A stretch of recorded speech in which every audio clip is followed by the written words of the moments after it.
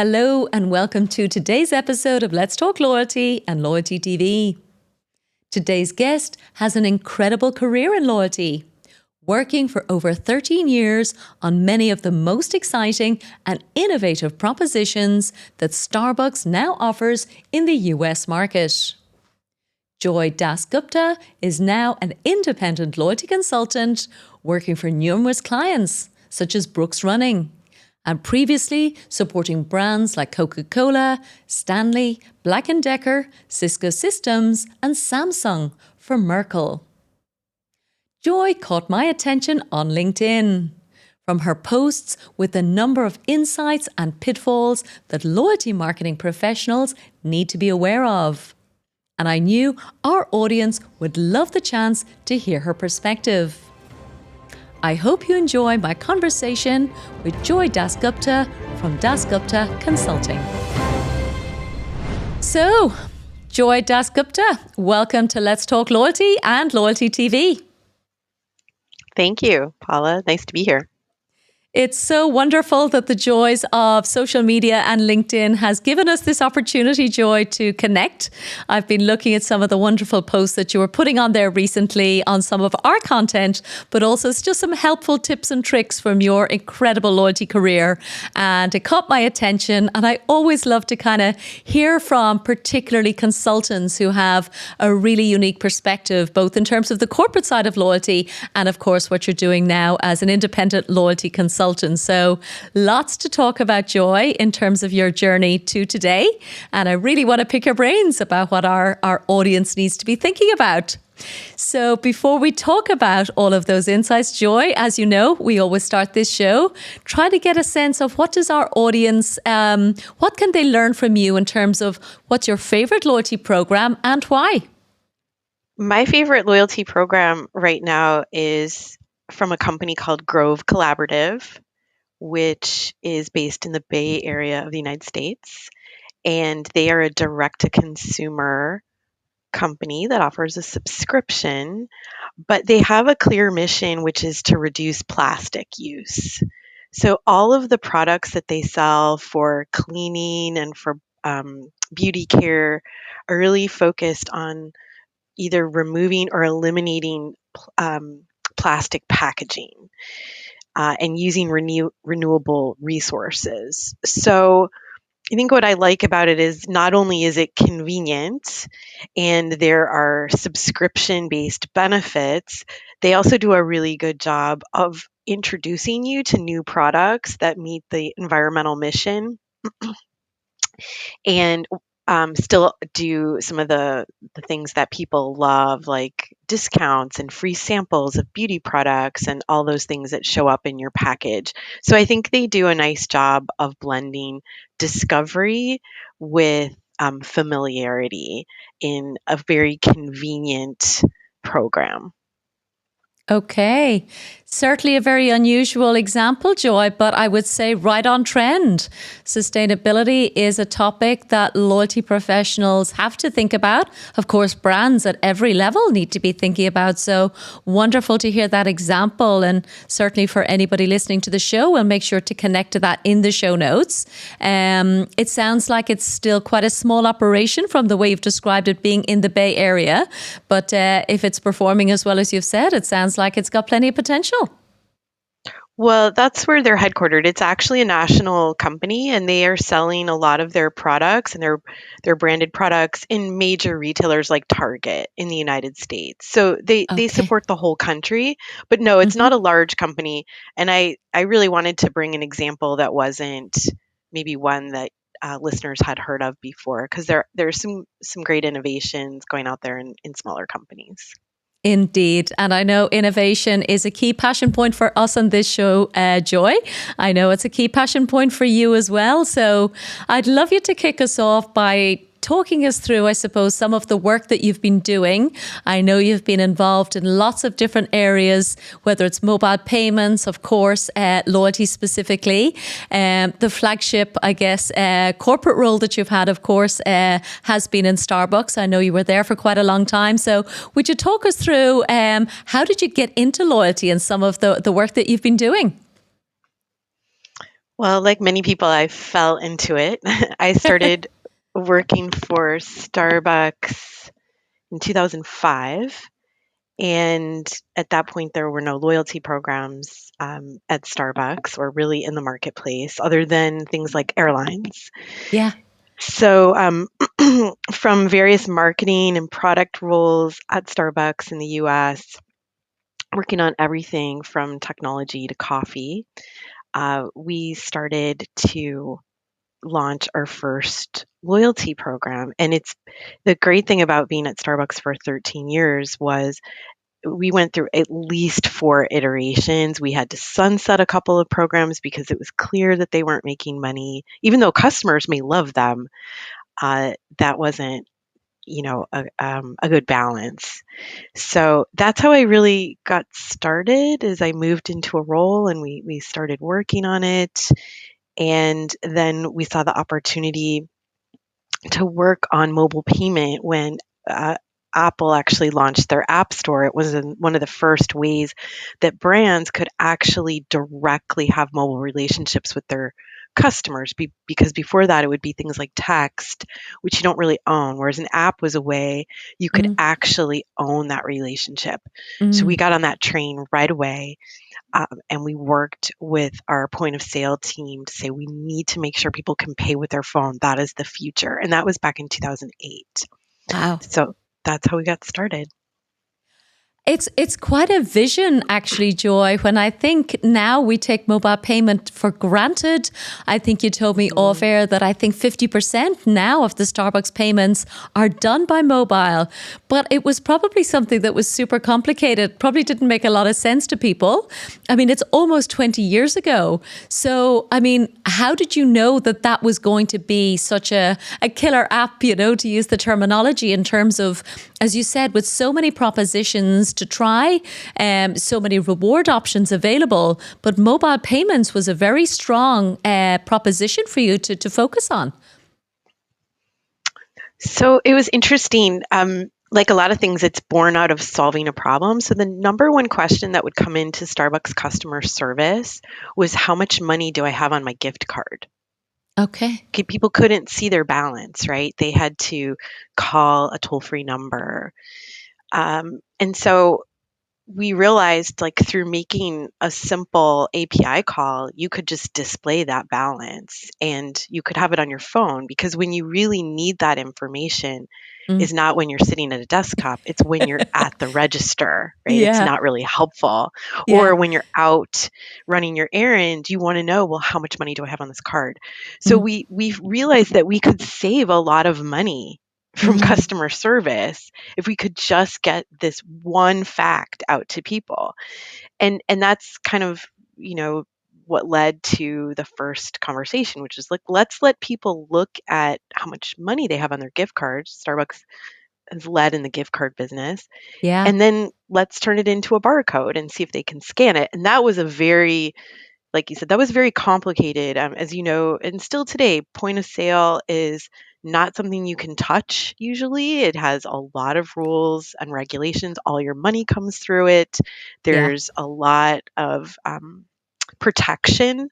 So we had to work kind of underground and find somebody in the POS lab that would let us play around with this. And we only tested it in like 10 stores. And we deliberately asked to test it in Silicon Valley because we knew that if you worked for Apple Yeah. and you lived in Cupertino, California, you would want to try this. And that's how we got started.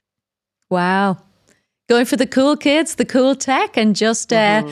getting those early adopters to really drive the excitement around something that really makes a difference, as you said, like standing at a till, wanting to know how much I've got in my gift card. There's absolutely no way. I mean, it's actually quite funny when we think about now that people used to be expected to call a call center to check something that's so basic.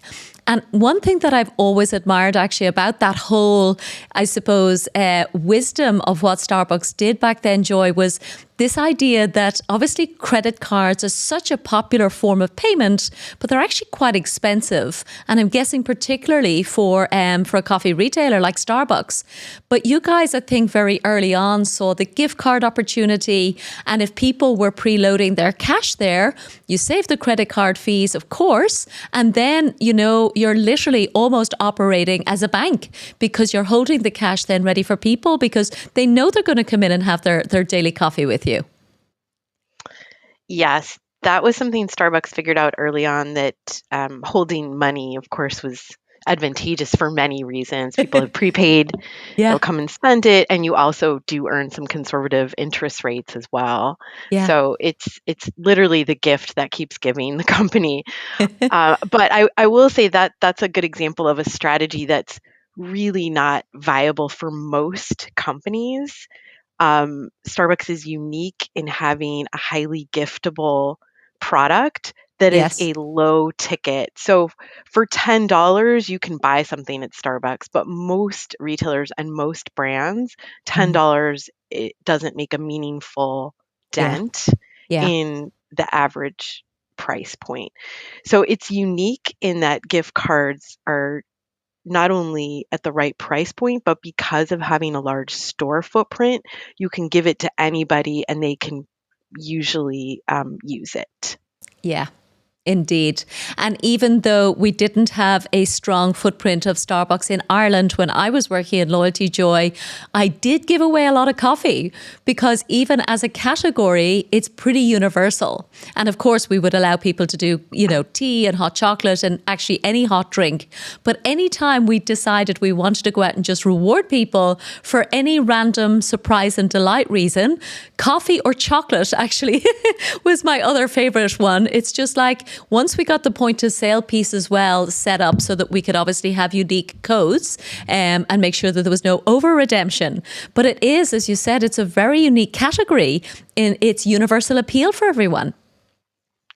It's very unique. And we used to talk about gifting at Starbucks and have a gifting strategy. And when you do research, people will tell you they gift like their inner circle and then they gift an outer circle. And a Starbucks card or low value items was it was considered thoughtful but very easy. So if you wanted to provide a gift to a teacher or Mm. to the school bus driver or to someone in your community as a thank you or for a holiday, it was an affordable way Yeah. to gift Yeah. without having to know that person and all of their preferences. Yeah. So, this is like, I think one of the things I talk a lot about with loyalty is, as wonderful as Starbucks model is, it's not a model that can be duplicated for Mm. most companies. And so I think there's a lot of learning from Starbucks, particularly in how to drive and think about Mm. modeling and incremental Mm. benefits and financials. Mm. But it is a unique, um, it's a unique business, right? So Yeah. Yeah. But though you did put something on LinkedIn, as I mentioned earlier, Joy, which I suppose was a way for United, particularly I think in the example you quoted, where again, there are very few opportunities that most of us have enough points or miles to actually get a reward seat. But I think the point that you were making about United was that they were making their currency available for much lower value items. So things like free Wi-Fi or choosing a slightly better seat, even if it does happen to be an economy. So I think what I'm hearing is, the liquidity of the points, even if the value is low, it's something that anyone can think about, whether you are an airline or a coffee shop. absolutely. And I think it was Merkle that just published their 2024 loyalty barometer, and you'll see year after year in their research that really the top reasons that people are dissatisfied with loyalty programs is it takes too long to earn a reward. It's really one of the top things that comes again and again. So what we see United and I'm seeing American Airlines and actually a variety of retailers is they're trying to make it easier to redeem for something. Yeah. And I think that's a clear example. United has clearly figured out that there's a Mm. lot of people that just aren't going to earn a flight. And so then Hmm. they decide not to be part of the program at all. But Yeah. if you can use your currency to make your experience just a little bit better, then it does become more attractive. Mm. And so increasing utility of currency, I think, is a key trend that we will see more Yeah. of, especially because so many currencies and loyalty have been devalued, including Starbucks. Indeed. So as prices go up and as companies need to manage their discount line, they devalue their currency. So Yeah. one of the ways to offset that disappointment is to give you sort of incremental benefits. Mm. And I remember writing about Starbucks actually, Joy, and I'm guessing now this might have been maybe 5 or 6 years ago, but exactly to that same point, even Starbucks at again quite an accessible kind of price point, even for a cup of coffee, but again was making rewards available for a shot of flavor, for example.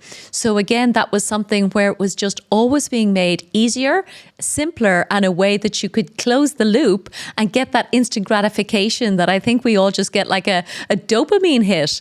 And if we don't get the dopamine hit, then, as you said, we just disengage and give up. That's right. That's exactly right. Wonderful. So you mentioned quite a lot of propositions, Joy, and I suppose, relieved to hear that, because from the outside looking in, it kind of always seems that kind of Starbucks nailed it from the beginning. The program is just so well respected, and it is absolutely the gold standard. Can you talk us through any other learnings, things like gamification, for example? We've talked about mobile payments, but what else was an important game changer in terms of finding a rewards proposition that resonated with US consumers? So I think there's a couple. We used to have a program where people could buy a gold card. It lasted for just a short period of time, and then they would get 10% off. Mm-hmm. And you see some of these models, but it was pretty clear. And again, if you look for it, I don't know that you'll find it on the internet. Didn't last that long, but it was pretty clear that that was not a winning proposition, because if you allow people to buy into discounts and if they're high frequency customers, you're effectively giving away Mm. revenue. Yeah. So that model had to get retired in favor for something similar to what we have today at Starbucks, but it actually started out as a visit based model, and then it moved to a spend based model. Okay. So I think the economics are always, like, for companies that are really attentive, you have to constantly looking at consumer behavior, because consumers are going to game your system, right? So the idea is you have to have enough people that are not doing that to help offset the costs. So I Yeah. think that was really a key learning. We got a lot smarter about how to model and forecast consumer behavior, and that's so important, especially as I work with companies today. I see that Yeah. marketing and finance have to be in lockstep, and that's not always the case in certain organizations. So I would say that's really important. Another thing I would really stress that was so interesting is loyalty research. And Okay. I don't know if you've done some programs on this topic, but asking people what they want in a loyalty program is Mm-hmm. not actually always the best way to do the research, because what people tell you they want Yeah. and the way they behave in a loyalty program are extremely different. And Yeah. sometimes the things that people say they don't care about are things they actually may care about. So So what do we do? Please, I'll yes, give me I'll some give you an examples. example of something, and Yeah. that's why I think you have to really integrate your information. So, Yeah. some people may remember, some listeners, that Starbucks used to have a gold card that we would send out in the mail with your name on it, Okay. and that was a real kind of stamp. And at that point, people would carry plastic cards, and you could argue that might be make sense for Starbucks to do something like this digitally, Mm. and it doesn't today. But if you got a certain amount of visitation, you would get this gold card in the mail. Mm-hmm. And the amount of thrill that people would have, it was like a major achievement at that point. And that's a good example of gamifications. Like if you hit that threshold, you got a prize, which was a gold card with your name on it, which is really just permission to pay with a different card design, right? Yeah. And if you would go out on that time, it was Twitter or on any kind of social media, you would see an unbelievable amount of social chatter of like, hey, I didn't pass math this semester, but I got my gold card. It was like this really amazing achievement Yeah. and this thrill for people for all kinds of reasons. But if you ask people if they want a personalized gold card, it would always come down at the bottom of the list. But Okay. the Yeah. emotional attachment to that was actually really high as a Yeah. badge of achievement. So it's one of my favorite learnings of, as marketers, I think you have to really read between the lines. Yeah, well, it's like that famous, wasn't it, Henry Ford, who said if he'd asked people what they wanted, they would have said a faster horse, when actually, of course, the motor car was just something that nobody had any idea was going to be, absolutely the solution to transport. So I think you're right, Joy. I think all of us have struggled with that. The one that always comes to my mind is particularly what I think is called virtue signaling, where, there's a charity proposition where I think if any of us are asked, would you like to give points to charity? Then of course we want to be seen as a good person. And we do absolutely say that that's an important partnership or benefit.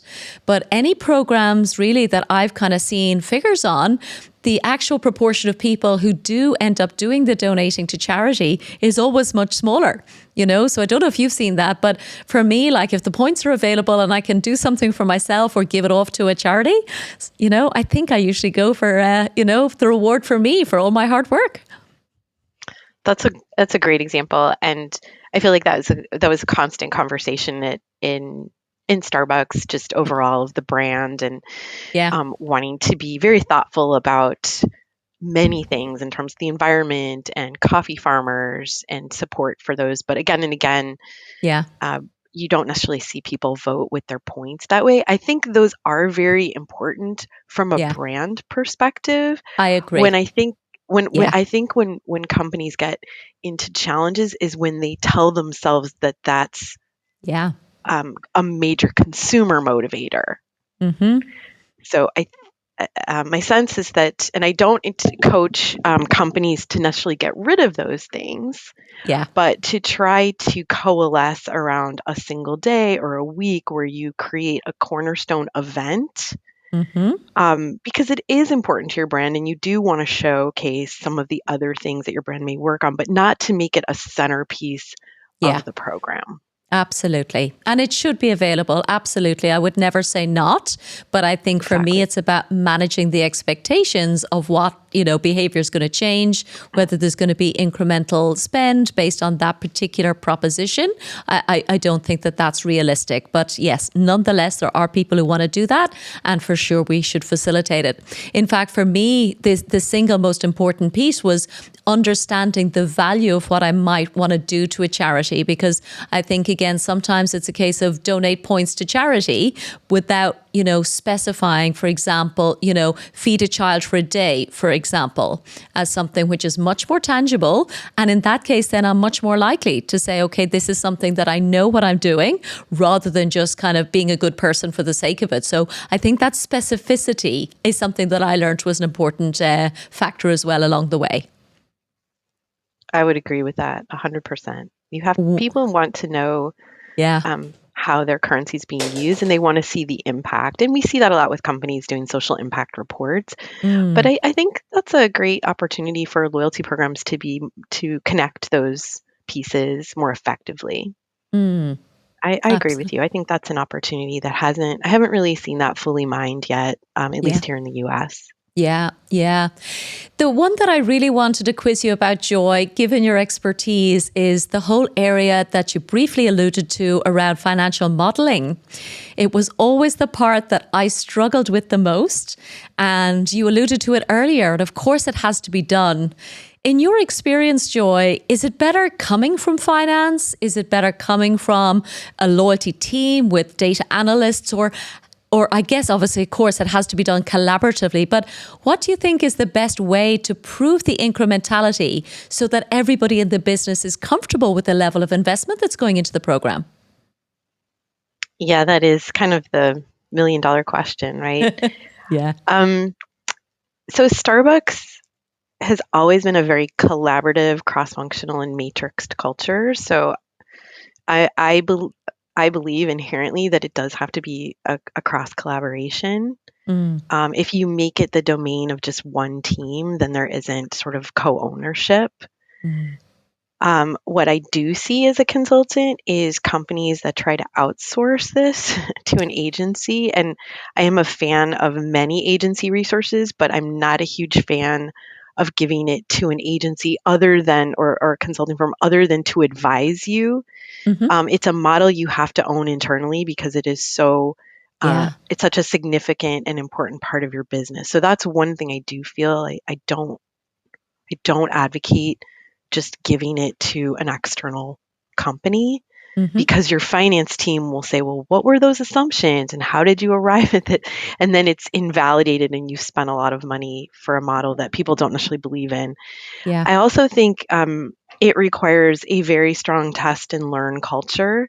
And I Hmm. think Starbucks, again, is really one of the really best cases, is done so much offer testing. So you have to start with that to understand, well, what drives behavior? First of all, like what actually drives an extra visit or someone to spend an extra dollar? Mm. And then was that a profitable dollar spent? So you know that if you discount enough, of course you will drive more people and you'll drive more sales. So the trick is to figure out, well, how can you discount as little as possible to get Yeah. the maximum impact? And really you can only, I think, do that through testing. Okay. There's no So secret sauce. I don't think there is a secret sauce. And every customer base and brand is different in what motivates them. And your loyal customers Yeah. are motivated by different levers. So I really feel like a lot of the consulting work I do in Mm. working with a company right now is I'm like, what are your levers? Yeah. Let's figure out what those levers are. Let's test them. Let's figure Yeah. out what drives the most volume and efficiency. Yeah.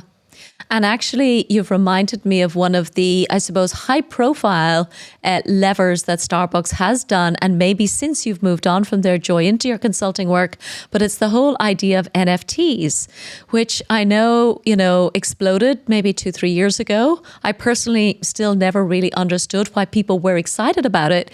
But when I see a brand like Starbucks doing that, it does make me stop and think, well, maybe I should be experimenting with them. So what's your take on the whole NFT, explosion slash who knows what to call it? Yeah, I think it's an interesting question. That's called Starbucks Odyssey. Yeah. That was definitely after I left, so I don't have any kind of major Mm, insight as to how or why. Again, I would say Starbucks is unique. It is such a large company, and it does have an innovation culture, so it is willing to try new things. Similar to like Nike, I feel like is very innovative yeah. and can try things. Most companies, I don't think, have the luxury of the resources to carve out that kind of test platform. Hmm. Uh, so Starbucks Odyssey, my gut is like still a very small number of people that participate, and they have to be motivated by digital assets, and that those digital assets gain value. That Mm, would skew more of a male audience and younger. hmm. That's my gut. So I think it's an interesting experiment for Starbucks. I think it has absolutely no material impact on the business results of the company. So Okay. make no mistake that the app that Starbucks offers with the regular loyalty earn and burn discounts, the Yeah. challenges, the games, that's what's moving the needle. It's not going to be the NFTs. So whether or Okay. not the NFTs um, carry on, I don't know. Mm, Uh, I think NFTs might make sense for digital companies like gaming companies, for example, where they are core to their business. I don't know where it will go for Starbucks. yeah. Yeah. But So, as you said, the core earn and burn, the mobile payments, all of that kind of really, powerful levers, I guess, to use that terminology. Clearly, they're here to stay. And so much more, I guess, will always continue to evolve again with a company like that and a culture like that. So, an amazing backdrop for you then to move into consulting. What made you decide to go out into the big bad world and start to advise other companies? well, that's a combination of personal and professional, right? Okay. There's Yeah. a lot of flexibility when you can consult, and for working parents, that Mm, becomes often a necessity. And this is before COVID when people could work remotely more. mm, So that was part of the motivation. And then also just the curiosity of different companies and being able to apply Starbucks learning to so many different industries. yeah. I just love being able to work across different businesses. So Mm. it's just so much fun. And so that was part of the Amazing. motivation. Yeah. Yeah. So, what are you working on now that's so much fun? I love to hear people enjoy their work. I've done a lot of work for an athletic shoe company Hmm. over the past few years, and that's been really hard and really fun because it's such a competitive market. Yeah. Um, and they that direct to consumer sales is only portion of the market. A lot of it has to go through other retailers. And so Mm. in those situations you don't have data, Yeah. direct data. I mean, that's Yeah. another thing we didn't talk about with loyalty is if you Yeah. don't actually own that customer, you have to think of a variety of different ways to connect with that consumer. Mm. So we have a mix of direct to consumer and then retailer relationships.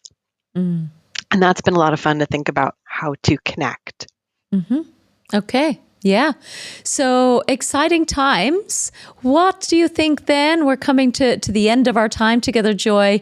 When I think about the audience around the world listening, given what you've done with Starbucks, as you've said, what other kind of trends or ideas do you think are powerful enough to merit their attention?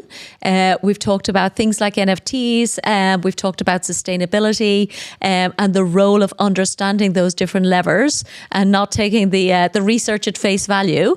What else do you think are important messages for loyalty marketers to understand as they seek to optimize their programs? I think you covered a lot of them. I think I would say I focus a lot on data versus insights. I think we're awash with data, but not necessarily insights. And that Mm, a lot of the best research for loyalty actually isn't loyalty research. It's consumer research. It's why are people loyal to the brand in the first place is going to yield a lot of clues of how to design a program okay. and what their emotional attachment is to Mm, that product or program. mm-hmm. I would also say that there are times when, and this may be heresy, where I recommend not having a loyalty program. And I do think it's important for loyalty professionals to sort of acknowledge that not all brands are either ready for one, like they don't necessarily have the tools in place, like CRM or Yeah. human resources, and I think that's okay. But that has to be a conversation as well. And some brands don't actually lend themselves to loyalty programs because the relationship that the consumer has is too fleeting or it's too infrequent. And so there are probably other ways to spend your dollars that are going to have more impact. Mm, So I worked with someone whose primary business is jewelry and diamond rings. And it's really hard to say, like, oh, you should have a program when somebody is coming in once, mm, right, to yeah. buy Yeah. their wedding ring. There's probably other marketing types of levers that you're going to want and need that are quite different from a loyalty program for Mm, diamond jewelry. yes. Yeah. I love the heresy, Joy. I think we're probably not provocative enough on this show sometimes. So thank you for saying that. And, the example I always give in that particular context is Apple, which of course is a significant spend. But as you said, the reason people buy Apple products is not because of any, currency or any rewards. It is for the core product itself. So, in any category where the product is good enough, and consumers perceive that massive difference, then absolutely save your dollars. It's not going to drive the business. Exactly. And so I think we have to be brave enough to say that, which is totally.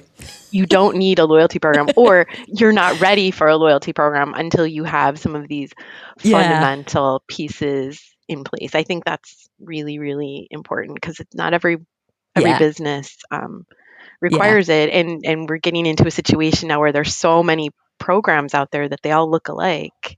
And the bar is getting higher and higher to differentiate.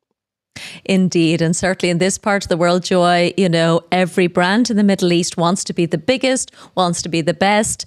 And, the bar is so high that honestly, it is just a case of, well, what else can we do? We can't just give our products away. So what else can be done? So clearly plenty more thinking, plenty more opportunity for people like certainly you, Joy, and please God for us as well, for people listening to the show, listening for ideas. So listen, thank you for sharing your words of wisdom today, Joy. I always love to meet, particularly, people coming from this incredible corporate background and again, consulting across different categories now, because I think it does provoke much more inspiring conversations when you can start to learn from one vertical and apply it to another. Things like CPG and, you've talked about data, for example. To me, those kind of areas are still huge opportunities for loyalty professionals that we just haven't nailed yet. So we can look to airlines, we can look to hotels, we can look to Starbucks. But ultimately, as you said, we have to sit and look at our own programs, our own customers, ask them what they want, but then maybe try a few other things that they haven't even realized they want, which I think is an important learning today as well. So listen, I don't have any more questions, Joy, but I did want to offer, if it's okay with you, to just to put your contact details in our show notes, because my sense is there's going to be a lot of people who would value your words of wisdom, would love to connect. So if that's okay, we'll add that into the show notes. Are you happy enough for people to reach out to you? Sure, LinkedIn would be the best way. Sure. Okay, great. So listen, have you any final words of wisdom then, Joy, for our audience? It's been a joy from our side. And would love to hear any kind of final thoughts you have. Oh gosh, just don't be afraid to try new things, right? I'm all about innovation and building that culture of testing and risk taking. So yes, I don't have anything else. I think you have an incredible audience of people who are very knowledgeable. So it's just about keeping it up. Yeah. It is. And have fun along the way. I think I picked that up from you as well. Yeah. Absolutely. Yeah. Super cool. Great. Okay. So listen, as I said, it's been an absolute pleasure. Delighted to have been able to pick your brains and get some insights behind the curtains of what happened through your loyalty journey and what you're continuing to focus on. So Joy Das Gupta, thank you so much from Let's Talk Loyalty and Loyalty TV. Thank you, Paula.